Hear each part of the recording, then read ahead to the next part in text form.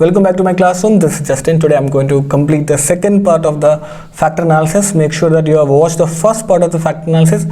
Even the examples that I have used in the first part are used in the second part. So make sure that you watch the first part to understand the concept very easily.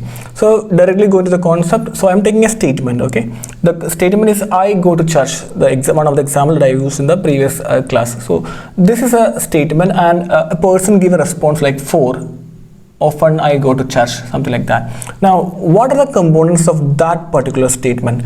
Now, that's what we are going to explain now. So, there will be so many statements like that. Every statement would be measuring religiosity, right? So, when I say I go to church, that would be measuring religiosity. Definitely, it may be measuring religiosity, but the entire score won't be measuring religiosity. For example, if I ask you like, how many of you are going to church or temple really because of religiosity? Maybe some of you may be going to church because of your parents' pressure to go to church, or somebody very important person is pressuring to go to church. It's also possible. And it's also possible that sometime you may say, no, I don't go to church nowadays because of some issues with the church management or people or some ideological conflict. That also possible. But if the same statements are asked a month after, you may give a different kind of response.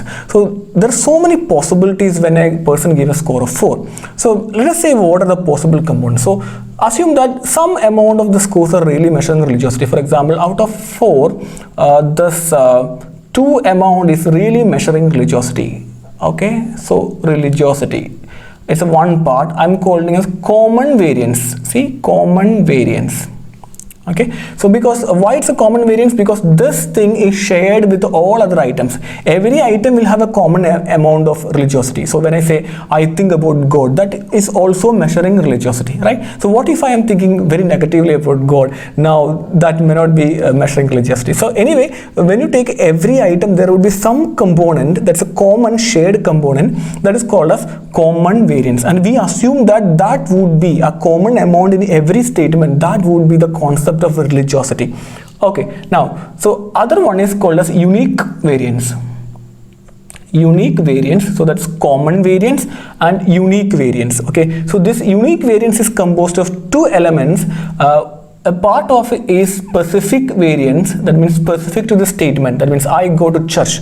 What if a person is in a country where church going behavior is not allowed? Now this scores will be different.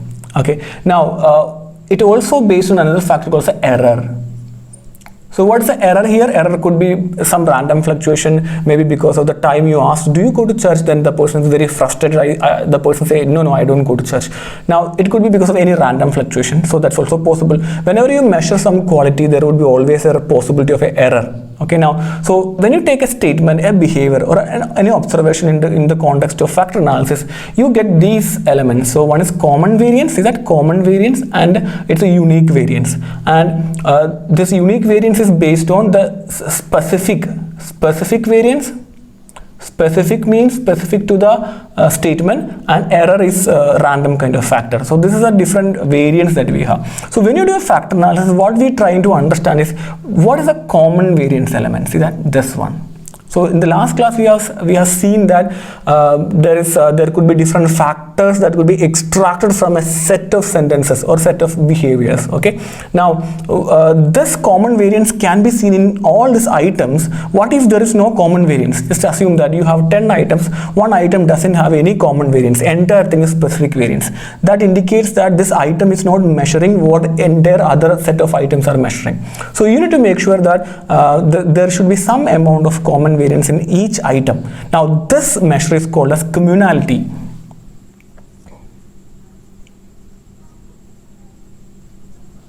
Indicated by the symbol like this, communality. So generally in factor analysis, you have to make sure that minimum communality score has to be 3. So what is specifically communality? So let us say when I use a scale to measure religiosity, I have 2 factors. Assume that I have 2 factors. Okay. Now how much common variance in each item? See that in each item which can be explained by this 2 factors, that means which is included in these 2 factors. So how many other factors that we derived from the entire set of statements, and how much common variance exists in each statement with respect to these 2 factors? So this is called called as communality.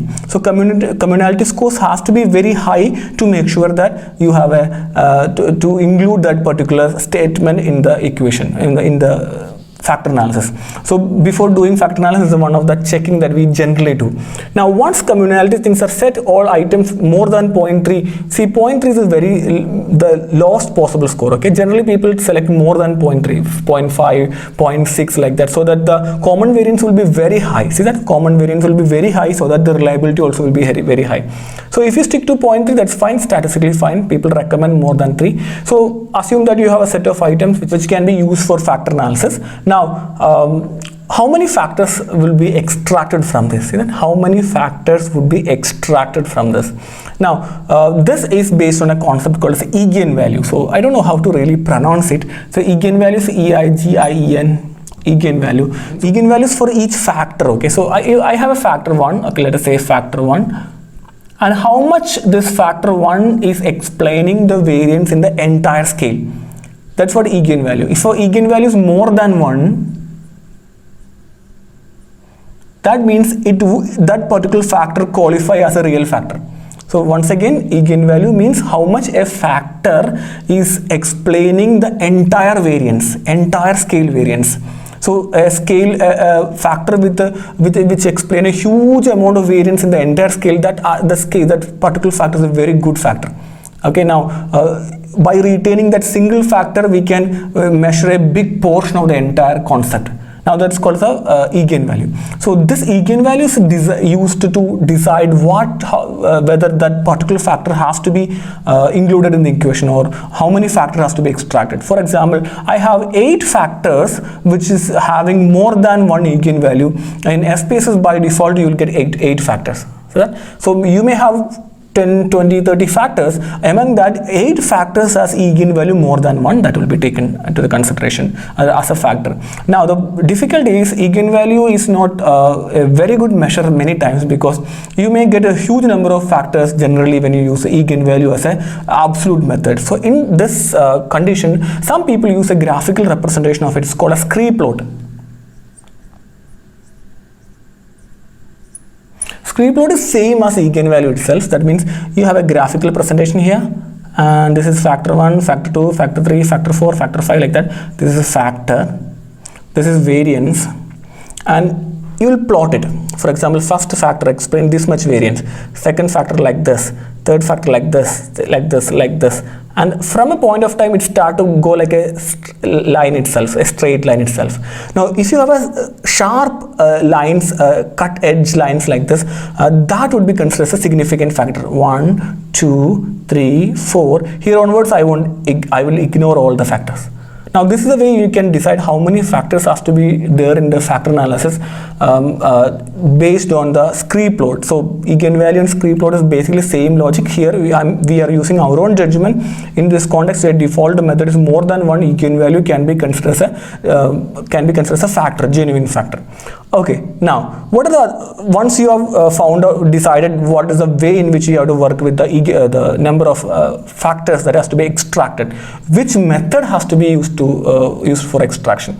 There are so many factor methods. For example, least squared method, generalized and weighted method, and maximum likelihood method. Then we have principal axis factoring. This is one of the very frequently used method. Okay, principal axis factoring. Then we have alpha method, image factoring. I'm not going to explain these methods in detail because that would be a big lecture. Okay, so if anyone want to know in detail about which are the conditions we use for each element, you can ask me, you can text me. I will try to explain that one. Okay, so whoever have used SPSS must be familiar with the principal component analysis. If you have watched my first video, I have explained the difference between principal component analysis and factor analysis here in the first video also. So I said in the first video that I would be explaining one more component there in the principal, the second video. So what is the difference between principal component analysis and the factor analysis?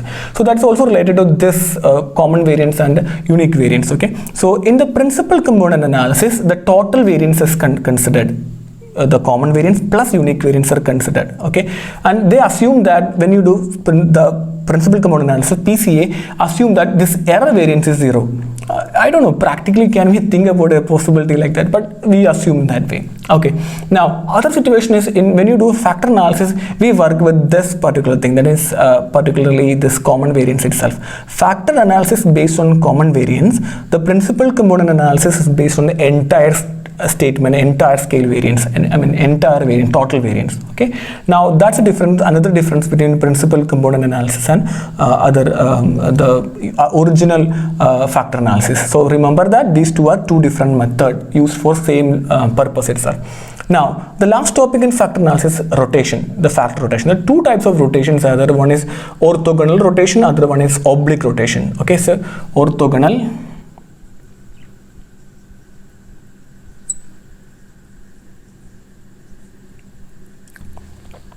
so what's the concept of this rotation? So rotation is used to make a interpretable kind of data. So when you do factor analysis, it is not necessary that when you look at the factor, it should give a meaningful kind of picture.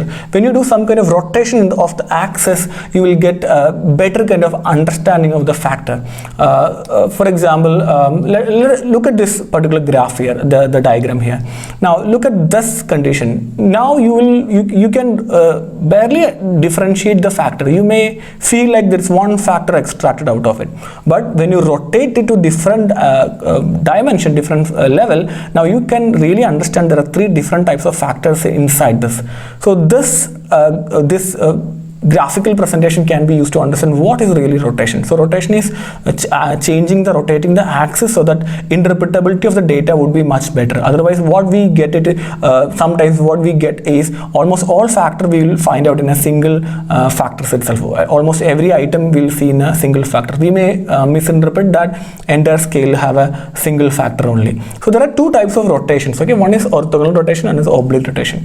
So what is orthogonal? Orthogonal is a 90-degree kind of rotation. So that means when you have statements, see that when you have factors which are not correlated to each other, theoretically and statistically not correlated to each other. For example, you are measuring coping strategies. So you have coping strategy 1, coping strategy 2 and coping strategy 3.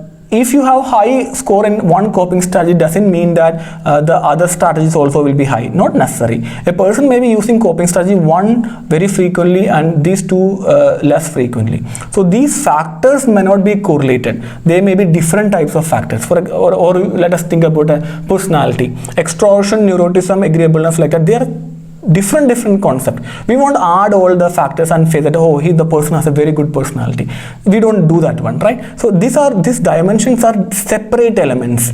You cannot find out a correlation between all these three factors here. That condition we go for a orthogonal rotation. If you allow some kind of correlation among the variables, among the factors that you extract, that could be an oblique rotation. For example, you are measuring emotional intelligence.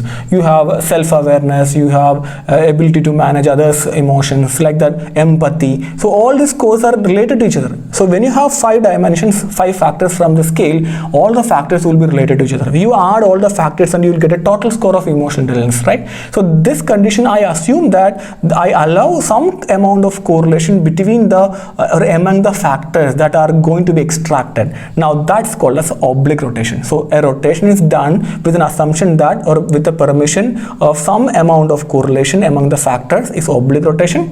No correlation among the factors is orthogonal kind of rotation. Now, generally, one of the very frequently used the rotation method is Varimax rotation. See that? Varimax rotation. So Varimax rotation is a part of this orthogonal rotation. So this is one of the common mistake people do. Okay, Varimax.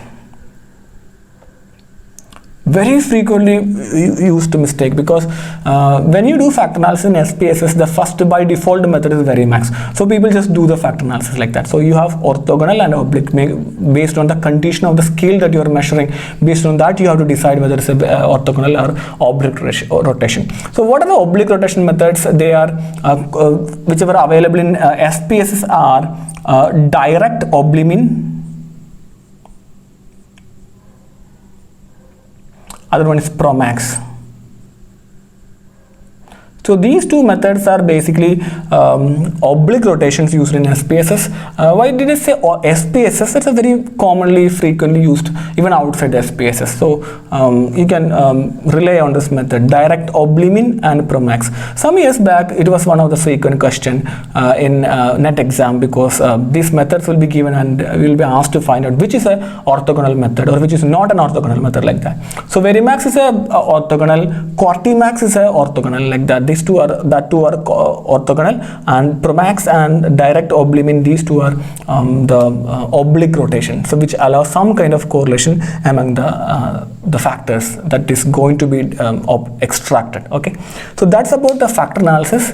I think you are clear with this concept of factor analysis. One of the very easy, very interesting kind of thing. Okay, now the last concept that I want to discuss is, I missed that part. Okay, so for example, you have a factor, that means when you do a factor analysis, you have observation 1, observation 2, observation 3.